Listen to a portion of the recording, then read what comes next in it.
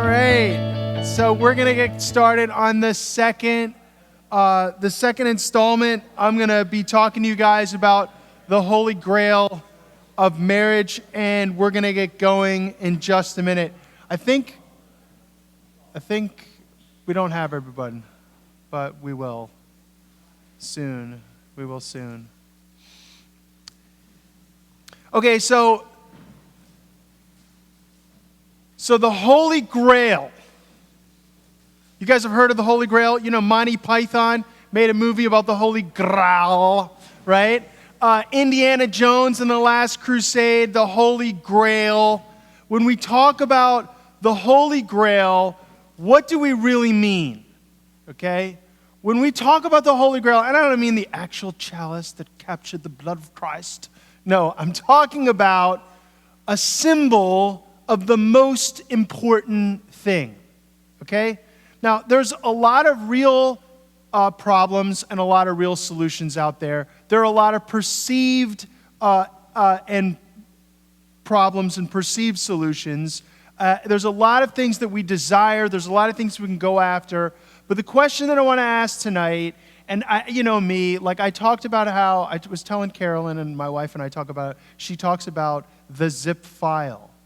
Okay, and what she means by this is that every thought that I have in my head is like a zip file. And then when I start talking about it, it's like a zip file that never stops unzipping. Okay? We can't do that tonight.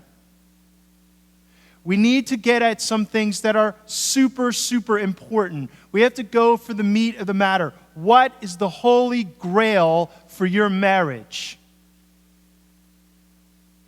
What is the thing that you are actually really after? What do you need? Okay?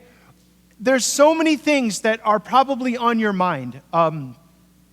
True confession, my wife and I were having a little bit of a butting of heads, and like she was doing her thing and I was doing my thing, and I'm preparing this talk on marriage, and I'm going, what in the world am I doing? I can't even get at the thing that I'm teaching. We needed to clear all that clutter out. There's a lot of clutter that is going to cloud your minds. We would clear all that out. And I want to get down to the core of what the Holy Grail for your relationships are, okay? What are you really after? What do you really need, okay? Would you like to know what the Holy Grail of marriage is? It's so simple that if I told you, you'd be like, duh. What's the Holy Grail? What's the thing that is the deepest, most essential, most sought-after element? Okay? You want to know what it is? The Holy Grail of marriage is connection. The Holy Grail of marriage is connection. Now, make no mistake about this. You have a lot of desires, you have a lot of needs, you have a lot of problems, and all those things are real and true. But you can trace almost everything back to connection. Give me a guy who's addicted to porn, and I'll show you one of the loneliest people in the world. A man who is desperate to be connected with, and he has found pornography as a cheap substitute. Give me a woman who's depressed and on antidepressant medication, and I'll give you a woman who's lost her hope because she has never found the deepest connection that she wants, and she cannot find it, and so she has given up hope. She doesn't even know that this is happening inside her, and now she's depressed. Give me a person who's raging angry, all the time anger, hair trigger, boom, volcanic, angry. And I'll give you a person who deep, deep inside never feels cared for, never feels connected with. Okay? They say, very, very good counselors say that 90% of your problems can be traced back to an issue of lack of connection. 90% of your problems can be traced back to a lack of connection, all right? And this means that people feel lonely, they feel depressed, they feel meh. You know, meh, I didn't know what this was. My kids had to show me. Meh, right? They feel meh, right? That's because of a lack of connection. All those memes out there, it's a lack of connection, people. I was really interested. I've been reading this book. Oh, I was supposed to bring it, okay? I've read 2 books that really, really, really impacted me. One is, they're both by a guy named Brant Hansen, and they were both given to me by Brenda Gabriel, and I hated them both. But they were so, so good. And the reason why I hated them both is because they really got at stuff I didn't want to hear, but I needed to hear it. So hated is not probably the best word. I was deeply uncomfortable with the book because it talked so deeply to my soul. The one is Unoffendable, and he basically says that you in Christ, you should not be angry all the time, and you should be very, very rarely, if not ever, offended. And of course, that offended me, right? And then the next one was, I know, it's you laugh at me, people. Laugh away. Come on, you can, right? The next one is about being the gospel is for misfits. And I'm reading this book, and he's talking about these things, and I had already thought about what I was preparing, and I got to this chapter, and he talked about how 80 to 90% of your problems come through loneliness or lack of connection. And then what was really interesting is that in a rare moment of transparency, the actress Anne Hathaway, Anne Hathaway, at one point in 2015, 2016, Anne Hathaway was the #1 paid actress in the world, okay, when she was doing the Batman movies and stuff like that, all right? So Anne Hathaway said that her biggest problem is that she doesn't ever feel confident that she has connection. She doesn't know that she has someone that's going to be there for her and someone that she can be there for. And you're looking at this woman going, you're the richest actress in the world. You're absolutely fabulously wealthy. You are gorgeous beyond belief. And I love Anne Hathaway, just personal. I love Anne Hathaway because she's not trashy. Okay? I can name a few. By the way, all the highest paid, I looked up, I did the Google, who are the highest paid actress, right? They're all trashy. They're all trashy. Okay, right now. Okay, trashy being defined as they exploit their sexuality in every conceivable way. All right? But Anne Hathaway, she wants to be this beautiful, talented, service-oriented actress, right? And what does she should be connecting all the time, right? No. I'm telling you that our #1 problem is connection. All right? The human heart longs for and thrives on connection. It is your Holy Grail.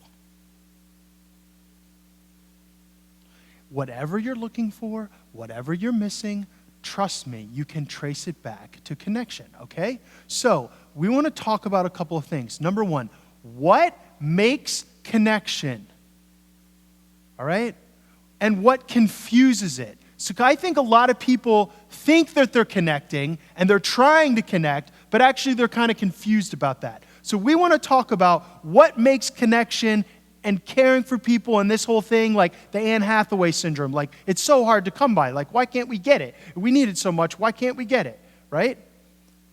And I want to talk about some of the things that confuse that. And then next I want to say, why is it so important? And finally, I want to talk about what makes or breaks connection in your marriage. It's some practical stuff, okay? So first, I want to talk about what makes connection and care so hard to come by. The things that confuse it, all right? I just want to give you just a few tips here, and I want you to think about this, okay? And again, I invite you to write down any questions that you have or any comments that you want to make, because Carolyn and I can go over that at the end, okay? What makes connection so hard to come by is often that we are very confused about it, okay? For example, we all do things that we think will help, but they actually don't make connections, all right? We're doing these things, and we're like, surely this is going to be like the thing that's going to connect us. Or surely this is like the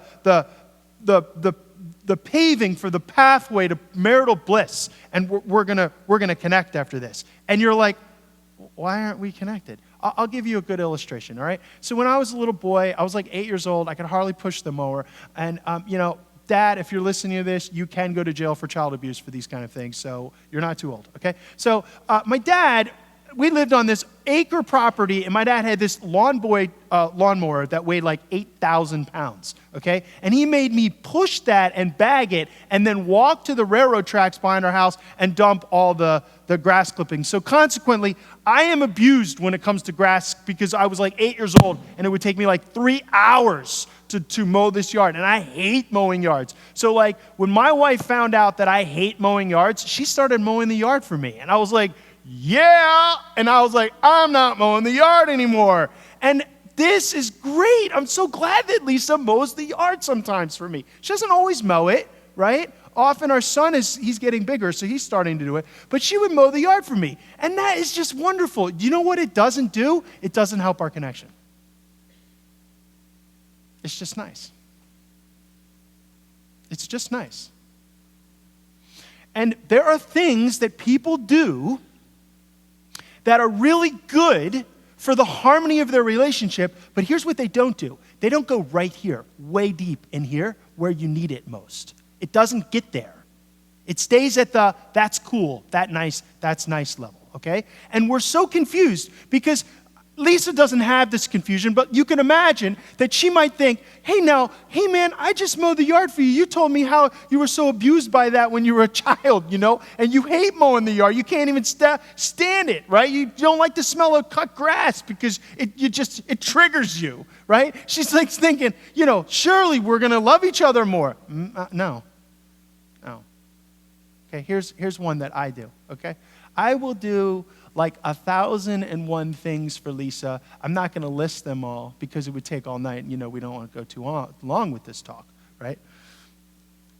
But just one criticism that I will bring to her will undo every good thing that I've given, because I think that I'm establishing this like super credit of goodness, I call it Matthew. We have private language in our language. Matthew is always nice, and that's language for Matthew has not been nice here. And I always go, Matthew's always nice. And she goes, yeah, Matthew's always nice except when he's not nice.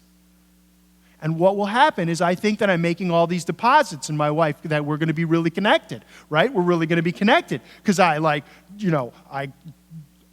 vacuumed the floor without even asking. Right? And I made you dinner, or whatever I thought I did that did this. And just one little criticism, actually what that did is that actually went straight to her heart, and it undid all of our connection. And I'm profoundly ignorant that I don't think my wife has any ignorance whatsoever about mowing the yard. I just gave you an illustration. But I'm profoundly ignorant because I think I've created this super volume of connectedness when in fact most of it is probably just the functional equivalent of mowing the yard. And then what I really did is I shot a real arrow at the real center of the connection between me and my wife, and I destroyed her. And so we walk through our marriages very confused because we want this thing about connection, and we are thinking that we're doing stuff that's creating that connection, but we may or may not be. And I cannot share with you all the details, but you must explore and you must observe your heart and your relationships and go, what is happening here? I like to tell people that you've got to have a PhD in your spouse. You have to be the world's expert in her or him, okay?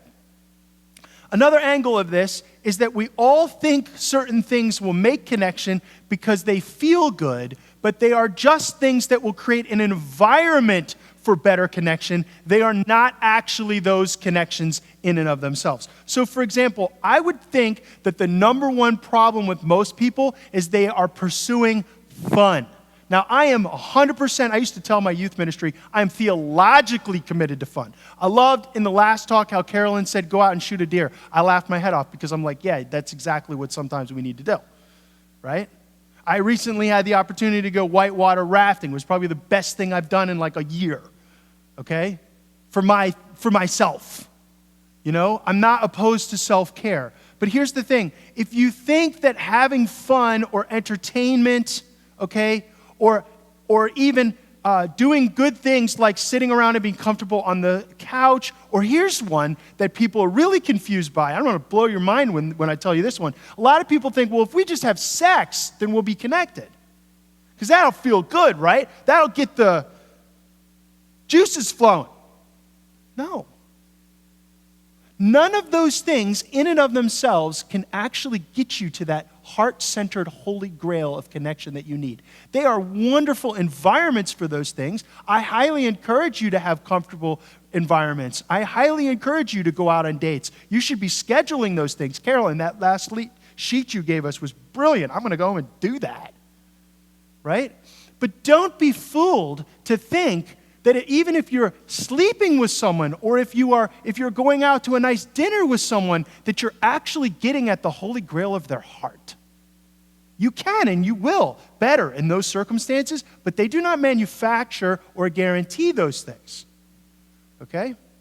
In fact, I like to call these things counterfeit connections. You know what a counterfeit money is? I remember one time I went into the gas station and I paid for something, and they started looking at it, and they were like, where did you get this bill? And I'm like, dude, what's going on? And it was like a 20, and they were telling me that they're going to have to confiscate it and that I would lose it. And I'm like, what? There's the first time in my life I was like, yo, counterfeiting's serious, right?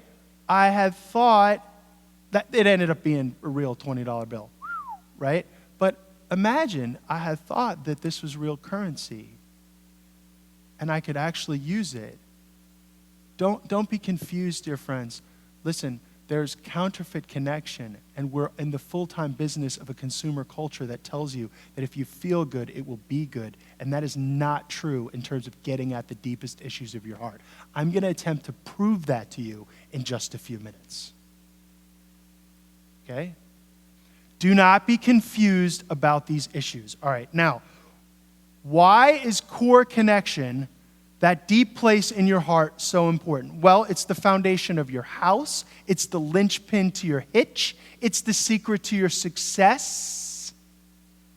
It's the cake that you put your icing on. Don't just go after icing. You need the cake. Yes, you do.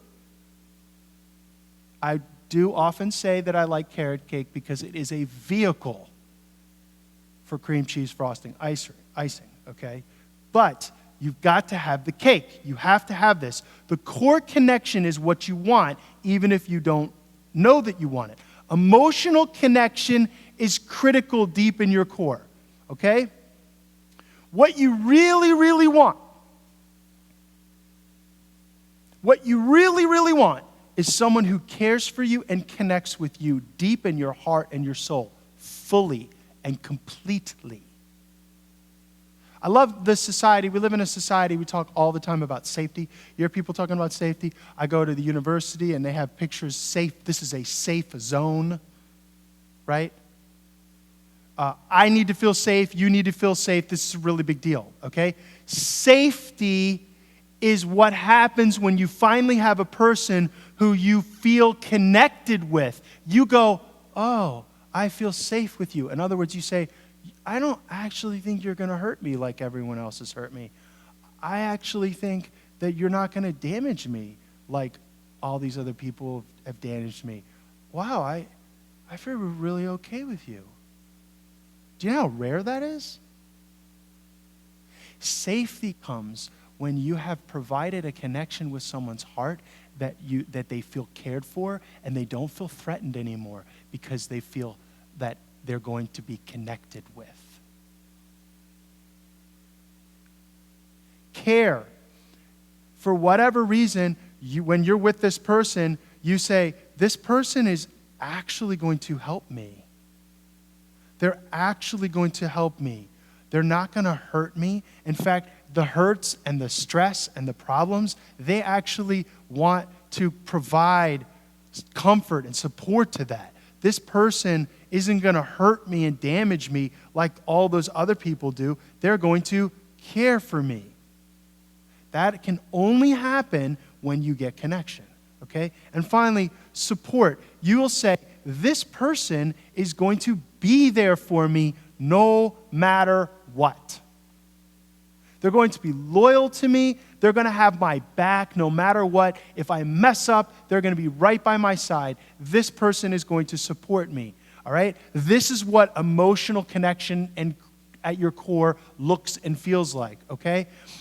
And lost emotional connection, okay, is catalytic for all the crashes in your marriage. And I want to show you that in just a second. When you're connecting emotionally, you're going to feel safe with this person. You're going to feel cared for by this person. You're going to feel supported by this person. And then all of a sudden, and Carolyn mentioned this, this loving, you've lost that loving feeling. It's like Tom Cruise all over again, right? There's no honeymoon anymore, and you just feel like you're fighting each other, or you don't want to be with each other, or you feel meh and blah about each other. And I can guarantee you that what catalyzed that negativity is that you had something that threatened your connectivity, and your relationship has started to crash, and you've got to figure that out.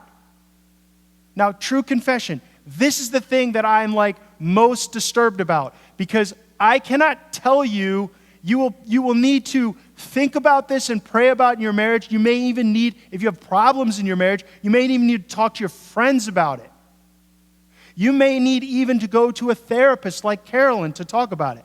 I cannot solve all your problems tonight, but what I can do is just give you a few clues so that when you go home, we can see this now better. Let's work on that. I'm not trying to move the world for you. I'm trying to help you just a little bit so that your marriages would thrive just a little more. Does that make sense? So you can be sure that if something's going wrong in your life, it's because something has been catalytic to cause a crash in your emotional connection. All right? So if this is all true, hint, I'm going to give you 2 hints. They're like a coin with 2 sides. Okay, hint number 1. Focus on being connected with your spouse. Focus on emotional connection above all else. Say it with me. Focus on emotional connection. Focus on emotional connection. You probably, you should say that like 1,000 more times, okay? And here's the other side of it, all right? Focusing on other things, like trying to fix him or her, or trying to argue or attack each other, rather, about the problems, or trying to just get at all that stuff that don't work, right, is actually going to produce a failure at the deepest level of emotional connection, and you're going to be confused, and you won't know why in your relationships, and I don't want that for you. Now, I want to talk about what makes or breaks emotional connection for just a little bit, okay? Breaking emotional connection can be almost anything that causes you not to be able to feel cared for, supported, or safe with that person's heart, okay? It can be anything. It could be really, really simple, and I didn't know this, but it could be really simple is coming in and not connecting with someone, sitting down and watching the television, and she feels totally ignored because you just bypassed her and you told her that Fox News is more important than what happened to her that day. And you're like blown out, and you're like, dude, I want to watch the TV. Don't watch CNN, okay? I'm kidding. That was a joke, okay? It was a joke, all right. But she's devastated. And you're like, what? What? You broke connection. You didn't know it, but you broke connection. All right? It could be being snippy with each other.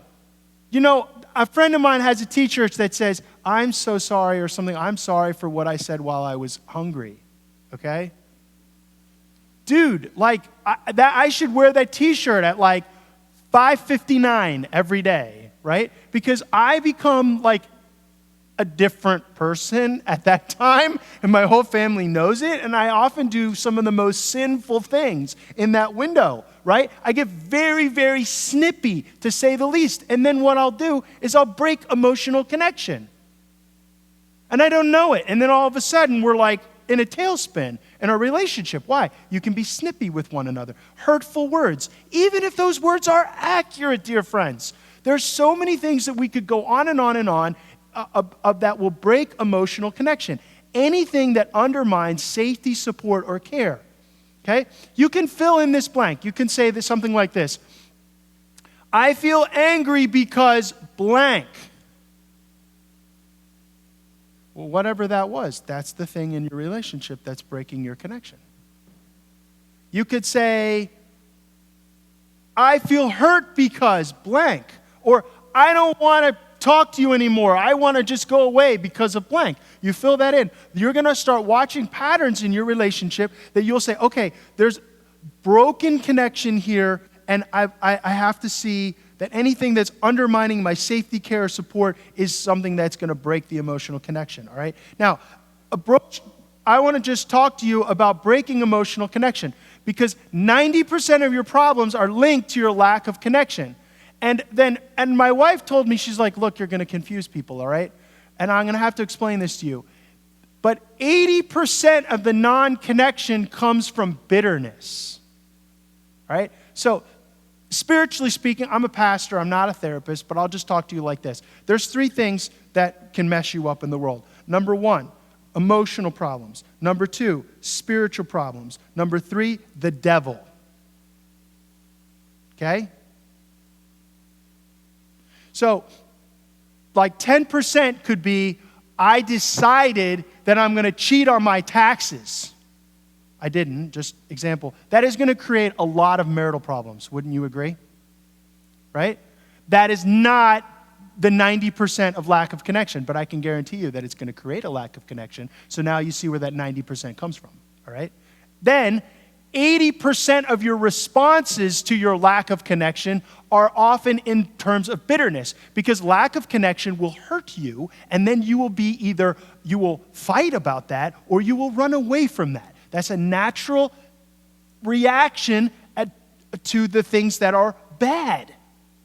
It's called the fight or flight scenario. So here's what you're going to have to do. You're going to have to say, I choose to re-engage with this person even though they hurt me. Or I choose not to hurt this person back because they hurt me. And what that is, when you hurt someone back for them hurting you, or when you won't connect with them anymore and you run away from them, the Bible calls that bitterness. And so we're always in the business of fighting non-connection and bitterness. Now, I want to show you how this works, okay? So this is a picture, a very simplified picture, and you could go like ultra deep with this, like ultra. You could spend like hours in counseling sessions going over like intricate things of this, or you can be really straightforward.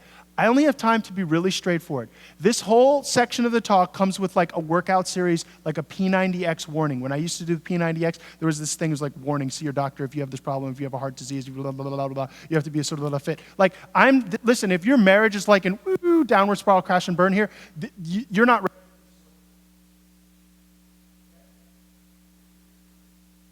The least, maybe you could do a part of it. So they used to say in the P90X, do your best, forget the rest, right? So sometimes, like when I first started, I could only do like a half a pull-up. I was so weak, right? That's all I could do.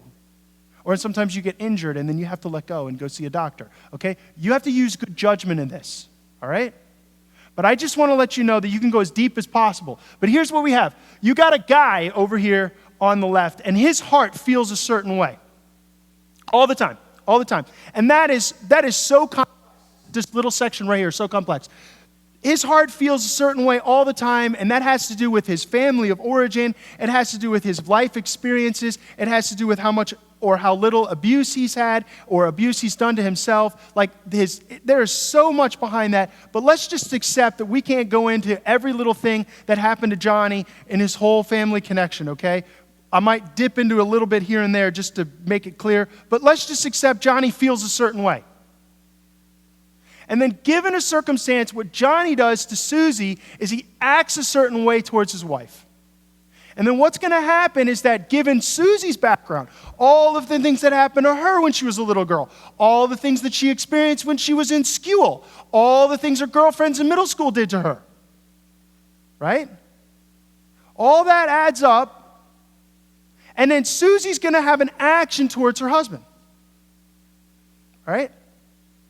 And what ends up happening is that these two people will create a pattern for one another, a negative pattern in terms of how they behave towards one another. And here's what's so psycho. You say, how in the world did these two people get together? And I've been in so many counseling sessions, and I've been in so many pastoral circumstances, and I've seen my own life, and it's so psycho that the person who does this is with the person who does that, and those are the very nasty, not needed things. How did these two people get together? And it's true for everybody. I don't know why. It's the fallenness of humanity, but it's true for everybody. All right? Now, this is what it looks like. All right? I'm going to give you some real-life examples of what this looks like. All right? So, Johnny. I can't tell you everything that happened to Johnny. By the way, if you're like, dude, it's me. It's not you. This is a composite of a lot of different circumstances that I've seen. But it is in no way exhaustive, all right? It's just an example so you can get your head around it. But I want you to start thinking, what is it like with me and my spouse, okay? So here's Johnny. Due to some circumstances that happened with Johnny, especially when he was very little, Johnny feels very rejected, okay? And he feels abandoned, all right? And his most often repetitive cyclical feeling in Johnny is he does not feel loved or wanted, okay? Johnny is actually, he doesn't feel loved. But the way Johnny would feel about it is that he doesn't feel wanted. He doesn't feel wanted, okay? Now, what ends up happening is Johnny goes to work this one day. He has some pressures at work, and he's got some relationships that are breaking down in his life, some in his family, some in his personal life, some in his professional life. And Johnny has had a tough day. And Johnny comes home from work, and the first thing that he sees is something that he didn't like about his wife. And he begins to immediately criticize her and become very angry with her. Now, this is what Johnny does with his pain. He gets angry, he gets critical. This is what Johnny does. Let's just accept that's how Johnny is. We're not in the business of telling Johnny he's wrong. Let's just observe for a second. Okay? Then, there's a little girl. And given her circumstances, especially what happened to her when she was growing up, she does not feel good enough. She just doesn't. She does not feel good enough. She doesn't feel helped. She always wants to be helped, but she's not helped. And this creates this overwhelming feeling in her, and you can't really explain why, but let's just accept her. She doesn't feel special. She really wants to feel special, but she doesn't feel special. So great, good job. She finds herself married to Johnny. Johnny, you know that guy who he feels rejected, abandoned, not loved, and not wanted? And what Johnny does with his not wantedness is lash out in anger and be critical. And he married Susie. And Susie gets an earful of his criticism every time his emotions are getting triggered. And here, poor Susie, she just feels totally rejected. She doesn't feel special at all. And you know what Susie does? Susie avoids, she ignores the problem. And then what happens is, Johnny is, and if you can accept this language, Johnny shuts Susie down. In other words, she doesn't feel anymore. She wants to distance. She just gets very less talkative. She may go do her own little thing, right? And Johnny is like, he feels totally not loved and not wanted because now Susie isn't listening to all his criticism. What, don't you care for me? And then Susie feels less special and she goes away. Did you see the cycle? Raise your hand if you can see the cycle. See the cycle? Okay.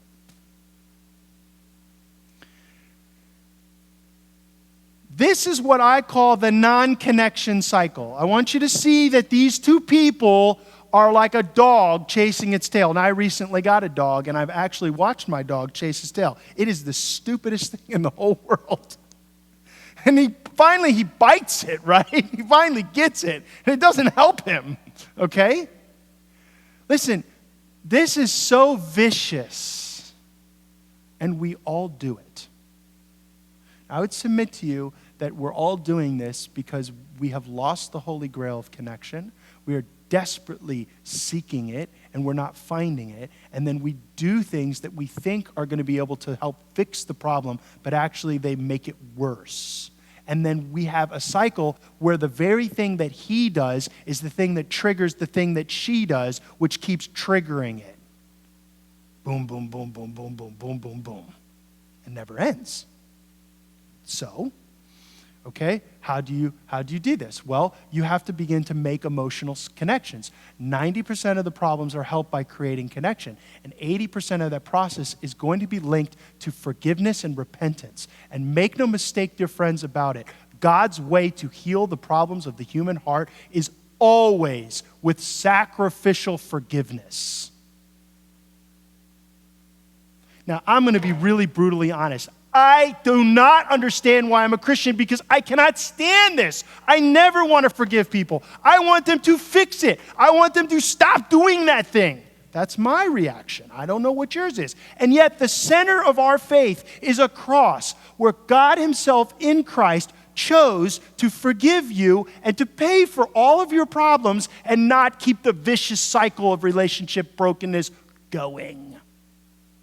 So I would just say to you that at least at a spiritual level, if you do not have gospel power behind your reconnectedness, you're not going to get very far. And part of our business, especially as Christians, is to learn to heal and care like Jesus, to connect like Jesus. Now I want to show you quickly what Jesus does. This is, if you have not seen this before, you may go, stop it. You may not like this, but it's true. Here you have Jesus. Okay? And over here is your heart. And in between you and Jesus is every sin, problem, and failure that you've ever done. Now, here's what Jesus doesn't do. Jesus does not come to you with anger, wrath, and criticism and begin to list to you all the problems that you did. I loved how Carolyn talked about 1 Corinthians 13. And she says, I remember what you did 10 years ago. You know what I say? I've been married 21 years. And I say to my wife, you did that 20 years ago.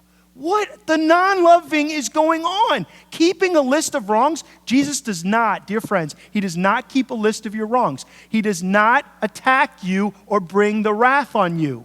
This is not how Jesus solves your problem. Okay? Nor does Jesus say, I'm done with you.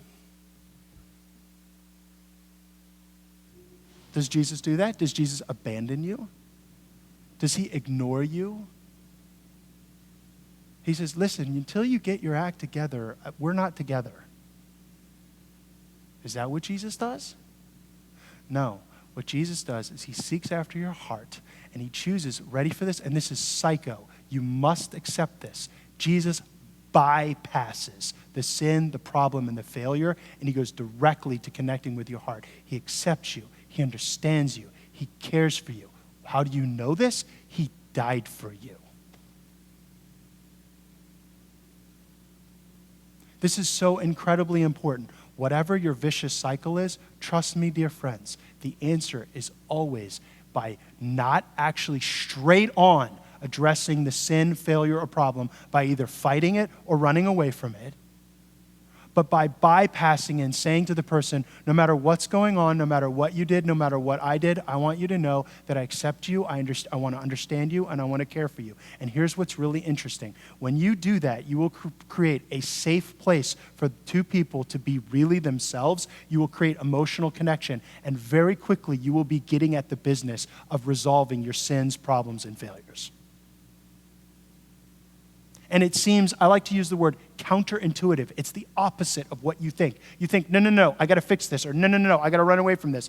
No, you don't. You have to go around it in order to get at the human heart. So let me give you an example of what it looks like with Johnny and Susie. Remember Johnny and Susie? Okay, so Johnny, he's still feeling all not loved and not wanted. And what does Johnny do? He gets all angry and he criticizes his poor Susie. And poor Susie, she's not good enough. She feels not special. And Susie is a follower of Jesus. Okay? And Susie says to herself one morning or one evening or something, Susie says, I've had enough of this. I'm not going to do this anymore. This cannot be right. I am not going to avoid this man. I'm not going to shut down on this man, even though he's hurting me. I've got to take my strength in Jesus. And you know what Susie does? Susie says, I'm not going to do it anymore. She says, this is crazy. And the definition of crazy is doing the same thing again and again and expecting different results. Is Susie going to get different results when she runs away from Johnny?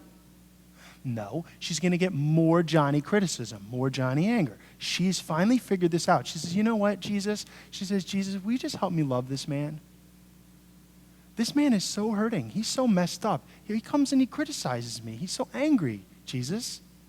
Will you just help me to care for and accept this man? And here's what Susie does. So she says, I'm going to go to you, Johnny. She says, hey, Johnny, I just want you to know that I accept you. I care for you. I understand. I want to understand you. And then she does something radical. She repents of whatever her issue is, and she says, Johnny, look, whatever I did that made you upset, please forgive me. I'm so sorry. I also want you to know that I just want to care for your heart. And what she does is she goes for his heart. And she may even use that language. And you know what Johnny will do? If Johnny's a follower of Jesus, this is going to create a catalytic emotional connection, and he's going to stop criticizing her. It will arrest his heart. And then Johnny will finally be free to stop being an angry, critical person, and he will get that girl's heart too, and you'll have emotional connection. Now listen, Carolyn was absolutely right. This stuff is so elegant and simple, but it is so difficult to do, is it not?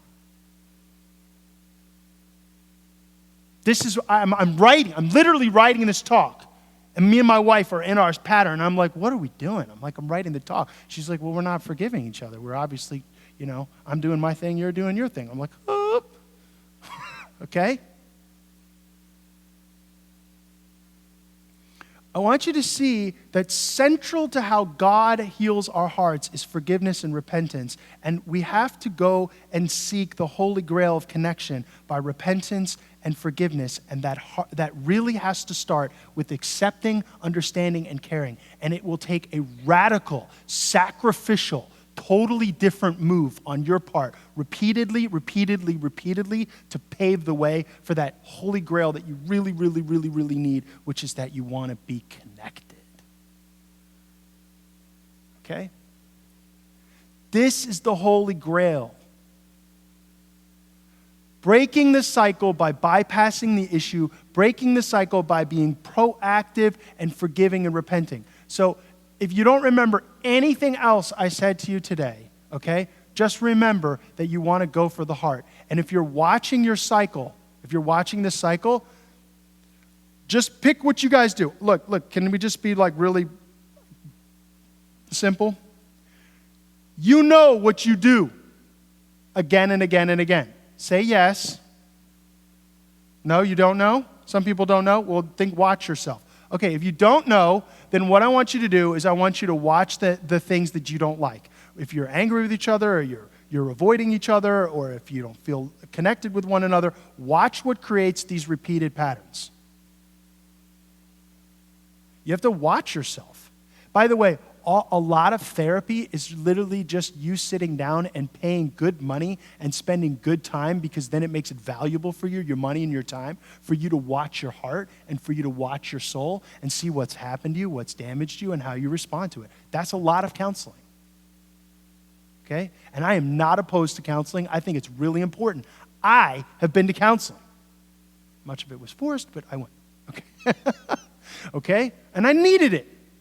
So I want you to start watching your heart. Now, I don't want to go on all night, but I just want to show you a little bit of some tips of how to emotionally connect. So in other words, what is going on right here in the middle after these two have started to decide that they're not going to attack or avoid each other, and they're not going to keep doing the negative patterns and the cycle of chasing each other around, hurting each other. They broke the cycle. They said, I'm sorry, please forgive me.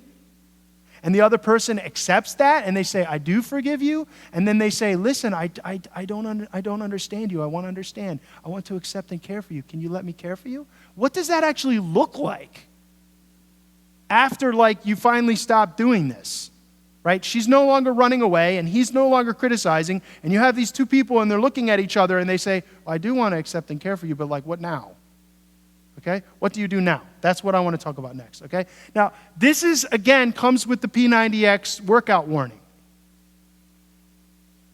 Some of you may not be able to do this, but I want you to try, okay?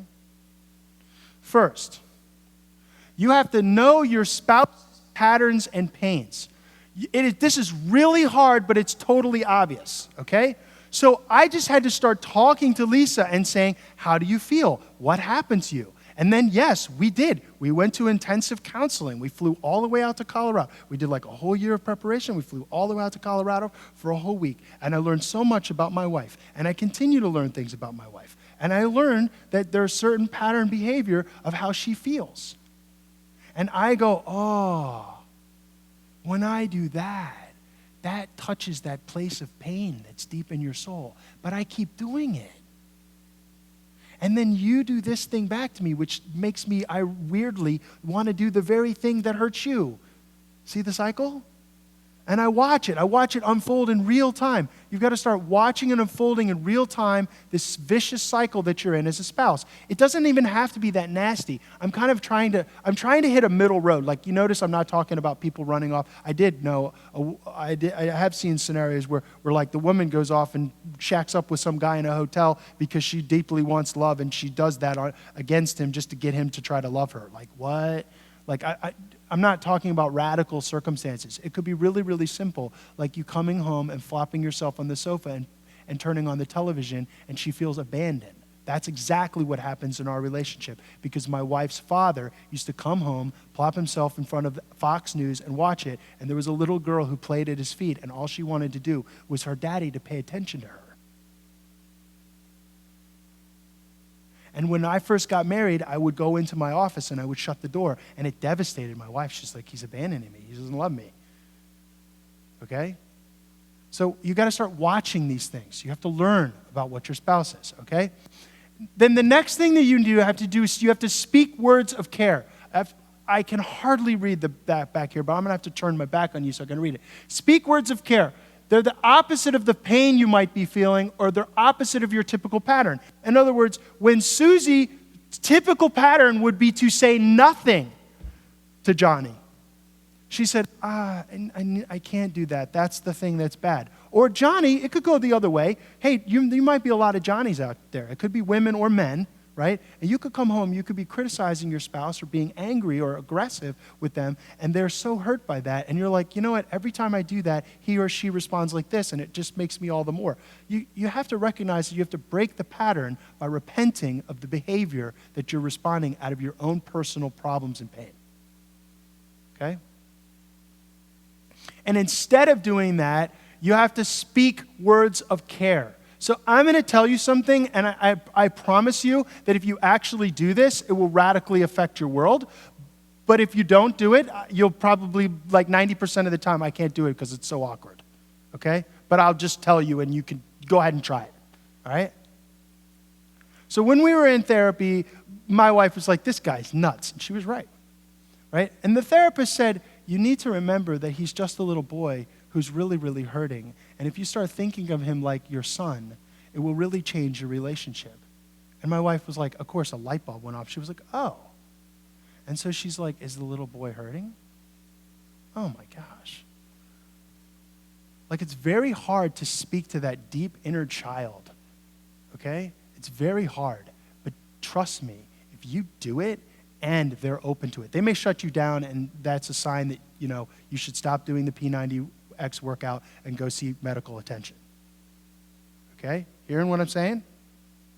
But I've watched people, like when I was able to receive it, and I've watched people be able to see it. When they finally realize that their spouse is just a little boy and a little girl that just deeply wants to be safe and cared for and accepted, and when they say to them, is there a little girl who wants to feel special? Oh my gosh, I've watched people do this, and they will cry at the exact age where they were damaged the most they'll sound like a 4-year-old, or they'll sound like a 10-year-old, or they'll sound like a 13-year-old junior high girl. I cannot make this stuff up. And if you are willing to go and hold someone's hand and be physically, if you're willing to go and hold someone's hand and try to emotionally care for them, you don't even have to be fancy, okay? All you have to do is stop the negativity, stop the avoiding, stop the attacking, whatever your pattern is, and just say to that person, hey, can I care for you? You're special to me.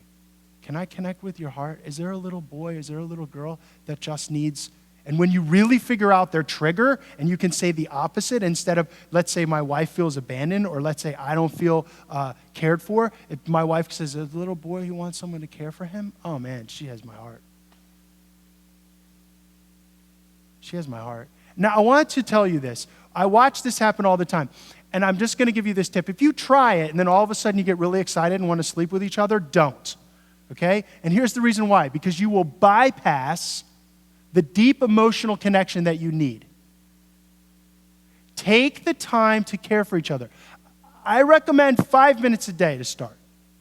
Just sit down 5 minutes and just say words of caring to one another. Say, I just want to care for your heart. I want you to know that you're special to me. I want you to know that I want to understand you. Is there a little girl who needs to feel loved today? Is there a little boy who needs support and care? All right? And take the time. And if you're able, this is really like 500 level stuff. If you can hold each other's hands and look into each other's eyes, it's like putting it on like turbo. Most people can't do that. I just want to let you know. Most people can't do that because they have to build up to that level of safety. It's just too awkward for them. They're like freaking out, right? But if you can do that, and you'll start to feel good about each other, and I will guarantee you that like the sparks will start flying, and you will like, some of you will be like, oh, let's sleep with each other. Don't do it, not yet, okay? Do it later. I'm just warning you. It might not happen, but I've seen it happen a lot. I watch couples, they start connecting like that, and then they're like this, you know, like Carolyn, they're strong now, right? And they're ready. I'm like, whoa, hey, whoo, settle down there. Let's emotionally connect before we do that other connect, okay? So, but I do, men, can I just speak to you really candidly, men? Women, I'm not a woman. I often tell people I don't have any plans to be a woman. I never will be a woman, okay? And women, you probably think men are like foreign aliens that came from planet Mars, because we are. We really are. But men, I just want you to know that a lot of men, and maybe women, but I know men, are extremely motivated by sexual desire. And I just want you guys to know something. If you will take the time to care for that girl's heart, those other issues are going to resolve themselves in many, many circumstances. So I like to, just throw that bait out there for you guys and just say, guys, care for that girl. Love that girl. Connect with that girl's heart. Tell her how special she is. Tell her how much you want to understand her. Tell her words of affirmation and care like she's never heard before. And if you know the areas that have damaged her and you could backfill that with the positive things, watch out. It'll really get good. Okay? So proactive caring for the kid inside is super important. If you can hold hands and look into each other's eyes, that's great. And here's one that people like, they don't skip this one. Prayer is care. Pray for each other. Just a few minutes. I'm not asking you to pray for like 3 hours. I'm asking you to just pray for a few minutes. And the reason why I'm asking you to pray for a few minutes is because when you pray for someone's pain, or when you pray for someone's damaged heart, or when you pray for things that the person needs, they will feel cared for, and you will actually create a supernatural spiritual connection. That's a good thing. And there is no better caring person than there's no more caring action than to bring that person to God, who's the ultimate one who wants to understand and care for you in Jesus. Okay? And the last thing, and I don't want to end on a negative note, but this is really important. I talk to people like all the time. I remember going to see a doctor one time, and truth be told, I was at an MXPX concert when I was in college, and I was in the mosh pit. And I got hit in the head I talked to you about this, Josh, remember? I got hit in the head, and I had acute amnesia, and I had forgotten who I was. And I was walking around campus at school, and I didn't know who I was, and my friends were coming up and talking to me, and I'm like, who are you? I couldn't remember them, and they got very angry with me, and so forth. And so what I did is they took me to the hospital, and they gave me a very simple test. They put the finger in front of me, and you ever watch, the doctors, they say, follow your finger, right, like this, and I went like this, and when I went like this, I went, and I almost passed out. And then I knew. I said, uh-oh, I'm in trouble, dude. I mean, I should have thought I was in trouble because I had forgotten who I was, right? But that test scared me. And that was the thing that I didn't want to go to the hospital. I didn't want to get the CAT scan. I didn't want to be monitored every day because I had a bleeding on my brain. You knew there was something wrong with me, right? No, seriously, I had bleeding on the brain, and that little test let me know.